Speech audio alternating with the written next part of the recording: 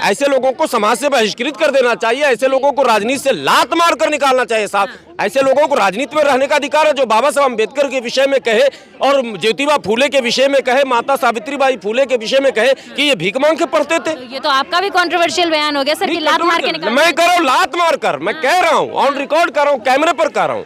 ऐसे लोगों को राजनीति में बने रहने का कतई अधिकार नहीं है। नमस्कार, आप देख रहे हैं द जनता लाइव। मैं हूं आपके साथ नलिनी। बातचीत के लिए मेरे साथ हाफिज गुलाम सरवर साहब मौजूद हैं। सर, सबसे पहले आपका स्वागत है हमारे चैनल में। शुक्रिया आपका। लगातार महाराष्ट्र में अलग अलग जिलों में जो है रोष प्रदर्शन जारी है। रोष प्रदर्शन क्यों जारी है? एक ऐसा विवादित बयान सामने आया जिसके बाद से ही लोग गुस्साए हुए हैं। विवादित बयान बीजेपी के दिग्गज नेता महाराष्ट्र के चंद्रकांत पाटिल द्वारा है। उनका कहना यह है कि डॉक्टर बाबा साहेब अम्बेडकर, ज्योतिबा फूले और माता सावित्रीबाई फूले, साथ ही करमवीर भावराव पाटिल जो हैं वो स्कूल भीख मांग कर चलाया करते थे। शिक्षा को कहा जाता है कि सबसे बड़ा धन होता है, और शिक्षा के बारे में इस तरीके की बातें खुद महाराष्ट्र के शिक्षा मंत्री करें तो कैसा लगता है, ये आपके मुंह से जानना चाहेंगे। देखिए, जिस पार्टी का मुखिया जी, मुखिया मैं इसलिए कह रहा हूँ कि देश के भी दुर्भाग्य से वही मुखिया हैं, पार्टी के भी हैं। आपको याद होगा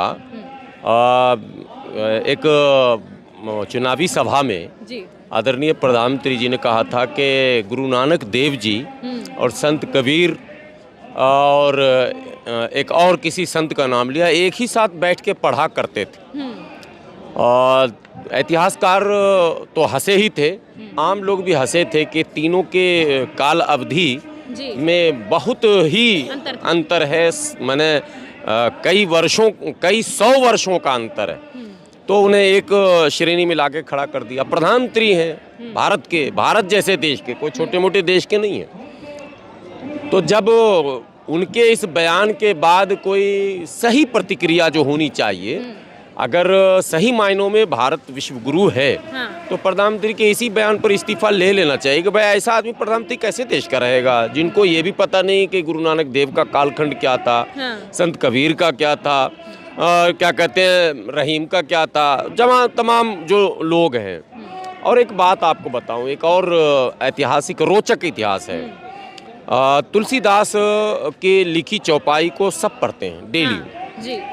रामचरितमानस जो प्रख्यात चौपाई है, रामचरितमानस जिस काल खंड में लिखा गया, उसके कुछ साल पहले से एक ऐसी घटना को जोड़ा जा रहा है जिसको सुप्रीम कोर्ट ने भी जस्टिफाई कर दिया।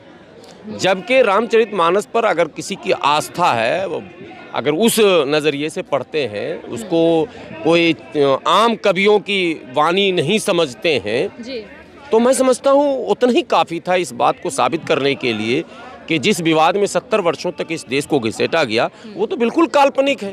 क्योंकि अगर वो वास्तविक होता तो तुलसीदास जी जो माने मर्यादा पुरुषोत्तम भगवान राम के परम भक्तों में से एक थे, वर्णन करते उसमें।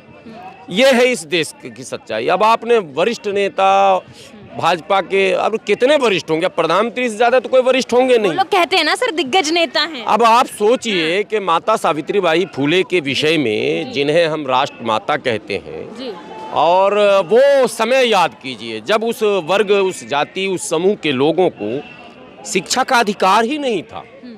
समाज का जो बंटवारा था, जो सोशल स्टेटस था, वो ये था कि अमुक वर्ग पढ़ेगा, अमुक नहीं पढ़ेगा।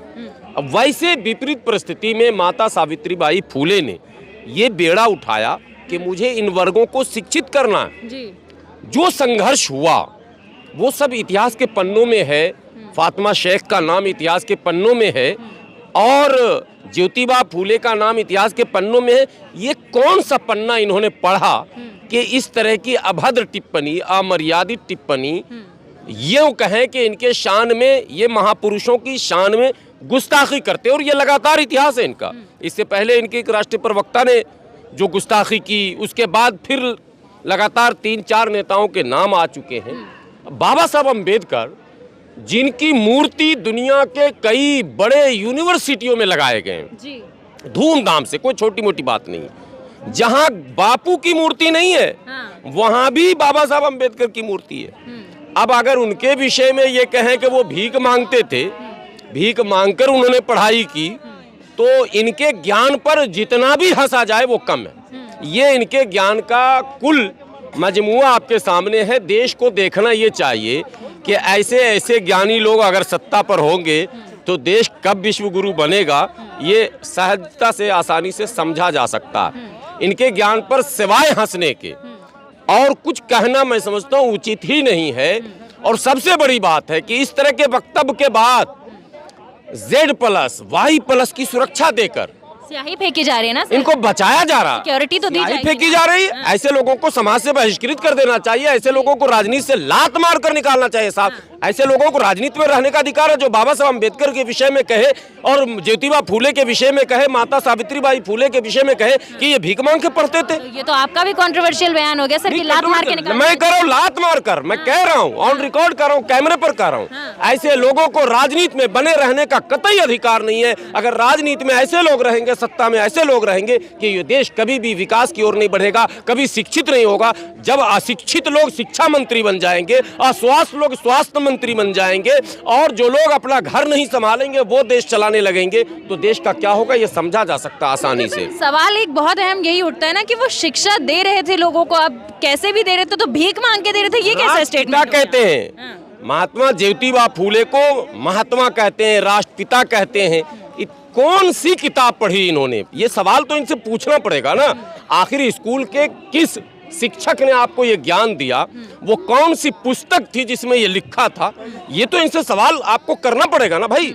आप पत्रकारों को ये सवाल उनसे करना पड़ेगा कि महोदय जी, आप मंत्री बन गए, आप सरकार में हैं, आप एक बड़ी पार्टी के बड़े नेता हैं, आप महाराष्ट्र जैसे विकसित माने राज्य में, जिस राज्य को लोग उदाहरण के तौर पर प्रस्तुत करते हैं, वहाँ शिवाजी की भूमि, वहाँ माने एक बड़ा लंबा चौड़ा जहाँ का इतिहास है जिस भूमि का, वहाँ की भूमि से आप रहते हुए इस तरह की बात, कोड़ा बकवास, माने ज्ञान का अपमान हो रहा है ये। शिवाजी का आपने जिक्र किया है तो बता दूं कि महाराष्ट्र के राज्यपाल भगत सिंह कोश्यारी जी ने भी एक विवादित बयान दिया, कहा है शिवाजी ओल्ड हीरो हैं। अब भगत सिंह जी खुद ओल्ड हैं, उनकी आयु कितनी है? भगत सिंह कोश्यारी जी की आयु देखिए, उन्हें तो राज्यपाल होने ही नहीं चाहिए था। उनसे ज्यादा ओल्ड जो है मैं समझता हूँ उनको तो अब वो छड़ी लेकर खुद चलते हैं। उनकी आयु अब हमें पता नहीं परफेक्ट है कितनी, लेकिन वो महा ओल्ड में है। अब वो अगर शिवाजी के विषय में इस तरह की टिप्पणी करते हैं, इतिहास 3 तरह के पढ़ाए जाते हैं जी, तो क्या इनके पास एक ही इतिहास है? आधुनिक क्या, मध्यकालीन नहीं पढ़ते क्या, या फिर प्राचीन इतिहास नहीं पढ़ते क्या? तो इतिहास कभी ओल्ड, इतिहास के पन्नों में जो लोग हैं वो ओल्ड नहीं होते। सर क्या लगता है किसी और पार्टी के नेता ने इस तरीके का बयान दिया होता तो अब तक बीजेपी हल्ला मचा देती है, लेकिन खुद उनके प्रवक्ता और उनके जो नेता हैं इस तरीके के बयान देते हैं, इसलिए वो चुपचाप बैठे रहते हैं। आप नुपुर शर्मा से लेकर और तमाम लोगों के बयान को देखें और रिकॉर्ड उठाएं, महापुरुषों का अपमान लगातार ये करते चले आ रहे हैं। मशीन पार्टी है ना सर? नहीं, ये देश को देखना होगा। मैं पार्टी के विषय में मैं तो हंस रहा हूँ। लोग कहते हैं ना कि कुछ भी कर लो, बीजेपी जाओ, वॉशिंग मशीन पार्टी है, सब कुछ सही हो जाएगा। नहीं, ये बीजेपी तो खैर इस पर चर्चा करेगी नहीं, बीजेपी बोलेगी भी नहीं, क्योंकि उसके यहाँ तो इसकी अनुमति ही है। ऐसे ही लोगों का जमावड़ा है पूरे मंत्रिमंडल में। एस जयशंकर के अलावा हमको समझदार मंत्री एक भी दिखता नहीं है जो गंभीर हो, पढ़ा लिखा हो। मतलब आप कह रहे हैं कोई समझदार मंत्री नहीं? विदेश मंत्री एस जयशंकर जो हैं वो हमको लगता है पूरी मंत्रिमंडल में एक वन मैन है जो गंभीर है, और इसीलिए फॉरेन पॉलिसी मेंटेन हो रहा, वरना डिसबैलेंस हो जाता। जिस तरह की स्थितियां अभी बनी है दुनिया के अंदर, आज जो वो बैलेंस किया हुआ है, इसका श्रेय विदेश मंत्री एस जयशंकर को जाएगा। बाकी मंत्री तो अनाप शनाप देश के गृह मंत्री हैं। 2002 में हमने सबक सिखाया, अभी बयान दिया था। मतलब आप गृह मंत्री हैं, अब तो कम से कम आप भूल जाइए कि आपने सबक सिखाया या नहीं, ये तो दुनिया जानती है आपने क्या किया। आपको राज्य से बाहर रखा गया, तारी पार किया गया, ये सब लोग जानते हैं, लेकिन आप फिर याद करा रहे हैं। पार किया गया। मैं वही हूँ जो 2002 में तुम्हें मैंने सबक सिखाया था। अगर इस बार ईवीएम में धड़ाधड़ नहीं मारे जो वीडियो वायरल हो रहा, तो फिर सबक सिखा दूंगा। ये इनडायरेक्टली ईवीएम पे ड्यूटी लगे लोगों को इशारा किया गया था कि भैया इस बार उसका नंबर नहीं है, इस बार तुम्हारा नंबर है, ईवीएम में सारा मामला मेरा कर दो, और अब वीडियो वायरल हो रहा सारा। तो सर ईवीएम में कोई खेला नहीं है, देखिए ना हिमाचल में हार गए। नहीं, ईवीएम का ही खेला सब जगह है, यहाँ भी खेला। मैं तो चुनाव में था ना, पेश दिल्ली में भी था। ईवीएम का खेला केजरीवाल है मोदी जी के चेला।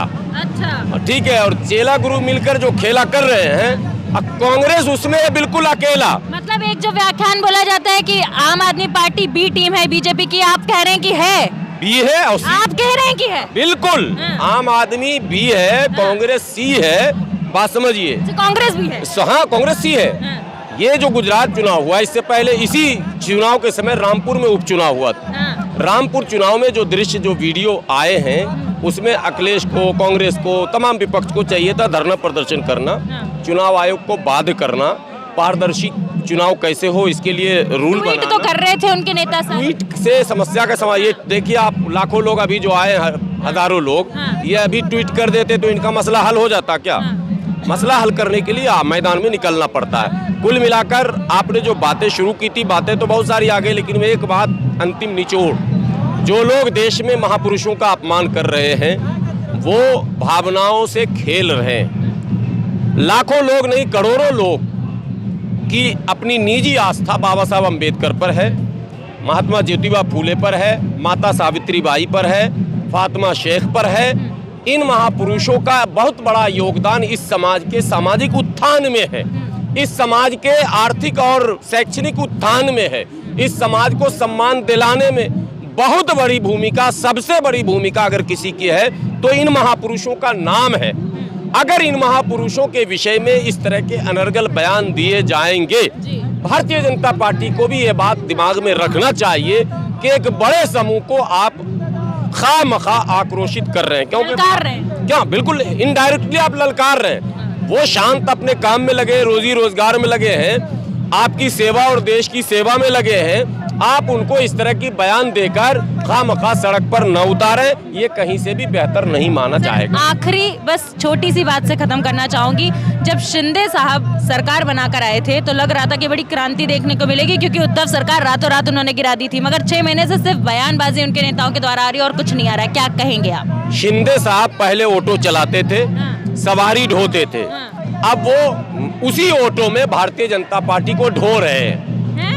उसी ऑटो में भारतीय जनता पार्टी को ढो रहे हैं। और अभी अंधेरी उपचुनाव में नोटा से भी पीछे थे वो। नोटा जो है वो कंटेस्ट में रहा, शिवसेना का उम्मीदवार जीता, नोटा कंटेस्ट में रहा और नोटा से पीछे थे शिंदे।